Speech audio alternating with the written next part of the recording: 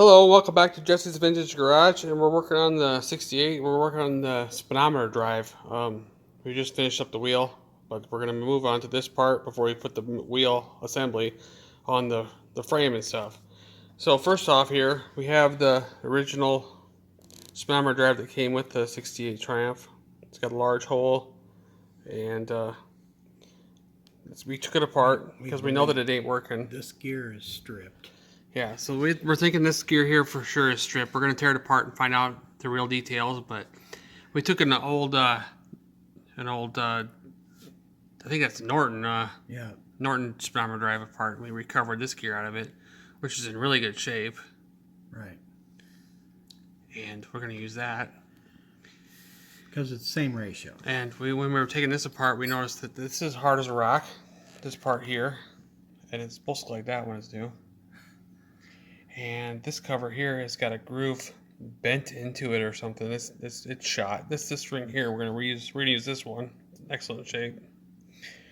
And we'll put the new seal in this cover, which is in good shape. Yeah, this is the cover. This cover, I believe, has the ratio written on it and stuff, right? Yep. Yeah, right there. So these are the same ratios. It's just that obviously you can see that they're going opposite directions, and the inner hole is different. But everything else is the same. Mark III Norton. And then what you do is when you put it in here, you just flip the parts over, and then there you have it on the other side. Or you could take this apart, like you were saying earlier. Right. But it's easier to go this route than it is to take this all apart. And we didn't want to bore the hole bigger. And that either, yeah. So we're gonna work on taking this part the rest of the way. Show you some more of that, and then clean it up. Then get the parts cleaned up. Okay, so we just got done grinding down the rivets. We pulled out the big ring gear here, and I cleaned up this thing. This is the part that it gets riveted to the retainer, holding the gear in place. And this modification or this restoration we're going to do, we're going to have to require to be removing the rivets here, and we're going to have to be putting something else in instead. But it won't look quite original again. But this is about the only way you can make this thing work again, unless you can find a real one. Because the replicas or the reproduction ones just aren't the same as these original ones. And the ring gear that came out, it's wasted. The teeth are all gone on it. It's supposed to look like this one. Yeah. So, see the big difference there? Nobody greased it, ever. Yeah, ever. I mean, that's the problem. This sludge that's in here is really metally. Yeah, we got to get all this hardened grease out of here. Clean this completely all up. Clean out all the teeth out of this gear. We got to check out that gear. It looks good, but I think that gear is fine. So we'll work on. It's just got gunk in it. So next up, now that we got those parts recovered here, and we're ready to start putting almost together here, we're going to clean this up and make sure that we can get those remaining rivets out of there. We just punch them out or pull them out. And we'll clean up that unit there and start putting it back together here. This should go pretty quick, really. Yep. All right, we got the body all cleaned up and it's ready for the next step. And yeah, anyway. There's a 256 screw that what we use to put in here. So what we do is we're going to take a clearance bit and we're going to drill these 4 holes with the clearance bit so the screw goes right down in here.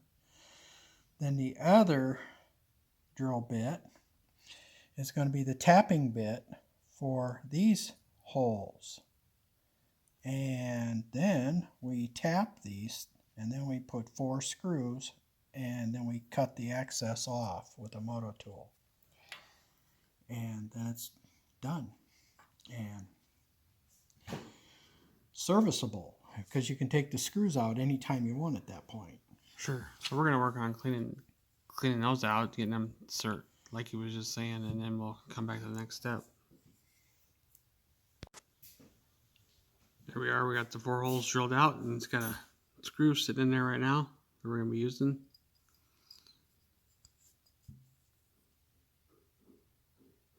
Yeah. This will be kind of nice because it'll be serviceable. They'll be able to take this apart here down the road easily if we have problems again.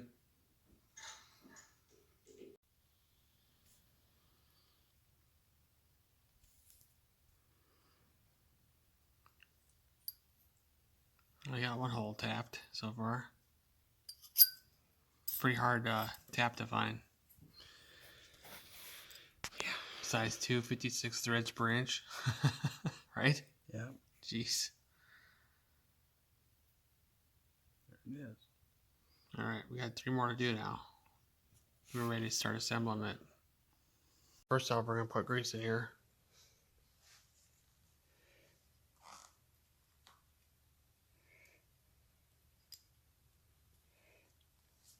I'm trying to get all around this.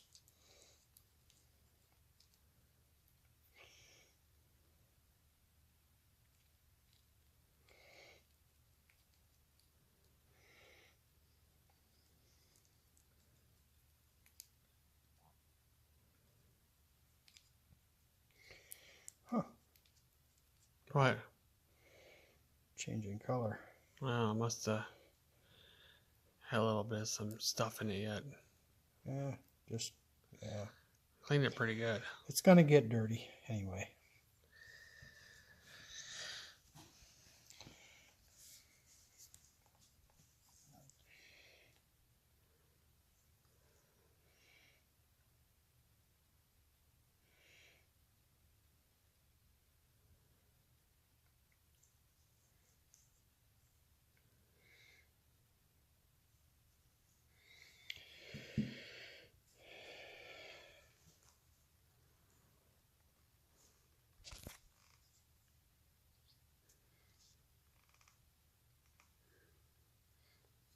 Yeah, we even checked the Zerk. It looks like, or the fitting, it looks like it flows grease well, so we're going to pre-lube it all with this stuff first, and then we'll start pumping grease into it.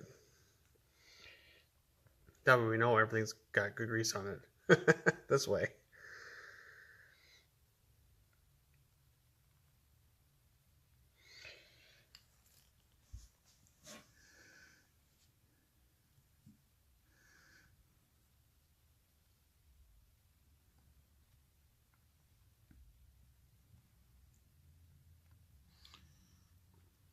Then you gotta grease the retainer too. Yeah, around this edge. This whole edge here. See that shiny spot? That's where this used to ride. Right. And so we want to put some on that. So that way, when I put this in here, see? Yeah.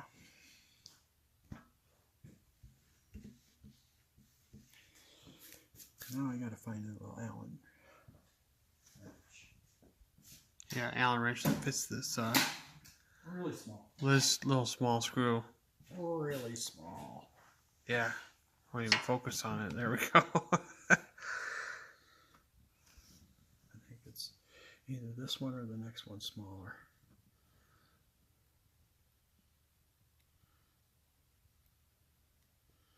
Huh. Must be the next one smaller. I don't think it's metric. Nope, it's that one. 50 thousandths.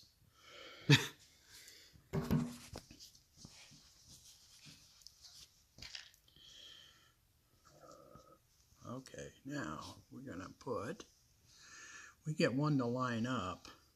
See, I'm not lined up here.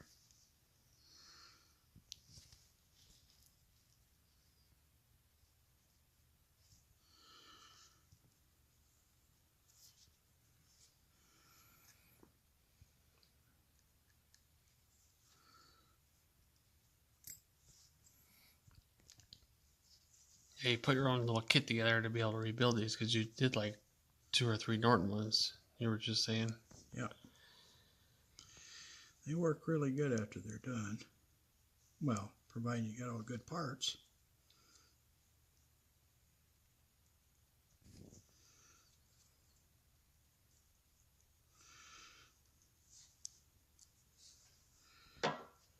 You gotta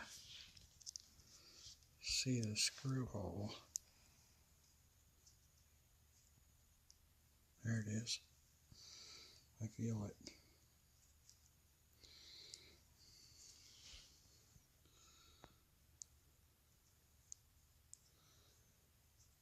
There it is.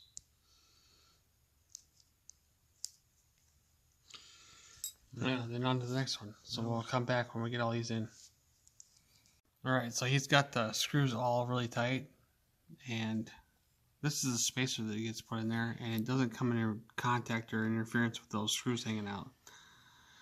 Unlike on the Norton, I think we ended up having to grind it down because the spacer is larger, right? Yeah, there's a top hat thing that goes in there, and then it goes next to a thicker thing. So the internal, you just need to make sure when you do this that you're clearancing those screws. These were the shortest screws I could get that time, and these have been fine. This way we can take it apart if we ever have to. Yeah. Now what we're going to do is we are going to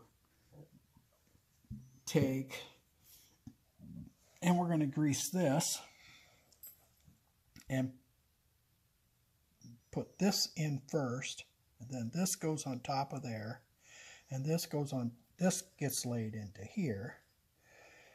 But we gotta get like grease all soaked in that thing somehow. No, not necessarily, but we need to put a coat onto this. This is supposed to, you can wipe a little on here just so it doesn't, but you don't need it to be soaked. No. Okay. This needs to be greased a little.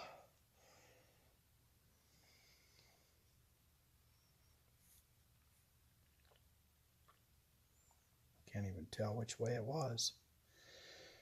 Yeah, that one's in pretty good shape. Looks like you cleaned it up just a little bit, but I think it goes this way. The original one was all really wangy. Yeah, it's all like worn and got a groove in it. Well, see, it doesn't rub against the gear. There is a step right here, see? Yeah, right. And that's a little proud of this gear. This piece holds the gear. Right. So this piece goes down in here, and it keeps the this felt from going in too far, see? So, what we want to make sure is that now we put a little extra grease into there, because we won't have to pump grease into this in right away. Well, we'll still pump it, but yeah, we'll have less to pump. Right. I see what you mean, yeah. Yeah, so what that washer's going to do is squeeze that down into so it's all the way around. Because you're supposed to pump them until it comes out the felt. Well, it's supposed to be done every 5,000 miles. Most of these bikes, the tires wear out in about 4,000 to 5,000 miles. You know what? I always take these apart and grease them. Yeah. Every time I put a new tire on. So what if I'm a little soon? I don't remember what the miles on the speedometer said, but I don't think it was $5,000, was it? I don't know. Yeah. But yeah. that's I know what you mean. That's the thing. So if you do it at 4,000, big deal. But there's a sticker on new ones that says grease every 5,000 miles. Well, obviously the guy that had this didn't. Yeah.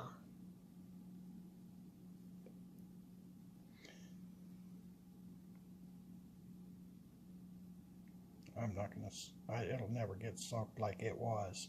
Okay. But I'm going to stain it. Yeah, and the other one had like moisture in it too, I think, at one time. So. Well, it might get moisture again. It's pretty old. That's 50... 60. No, 56. 56 years old. Yeah. 68. 57. 7 years.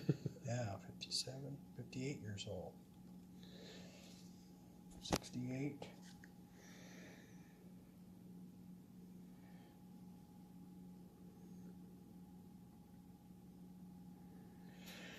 Okay, then we're going to put this in here. And we're going to pound it in.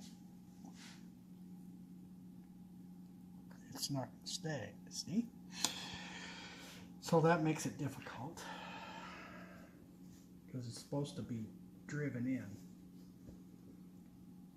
So that tells me that.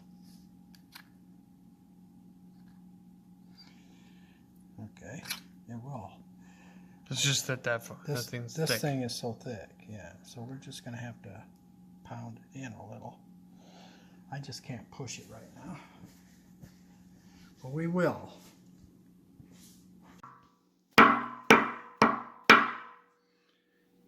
There, see, like that.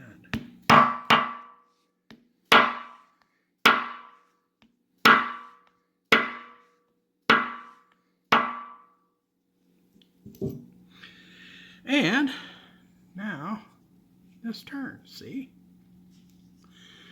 Now it might be a little bit difficult to get this onto that speedometer drive thing, but that's only because this is swelled up a little bit, but it'll go, and then it'll keep water and oil and dirt and all that stuff out of there. Good. Yep. Yep. All right, we'll get on to the next video. We'll work on putting this on the bike. So, we'll hope you enjoyed everything there. It went kind of quick, so looks like a simple process. A lot of what do you want to call it? Messing around. Yeah, a lot of messing around. But this is about the best way we can recover or replace this without having to, use an aftermarket one that's kind of like not built as good. So, yeah, and remember, we grease these things every 5,000 miles. So, I'll try to remember that too. So, we'll see you again soon.